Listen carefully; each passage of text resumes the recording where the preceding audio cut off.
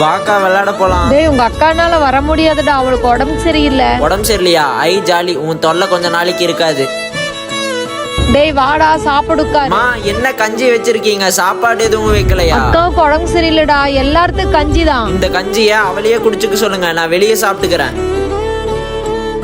டேய் அம்மா வேலைக்கு போயிட்டு வரேன்டா, அக்காவை பாத்துக்கோ.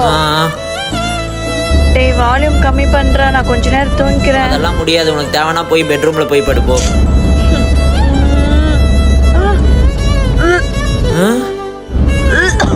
ஒண்ணு இல்லக்கா உனக்கு ஒண்ணும் இல்லக்கா.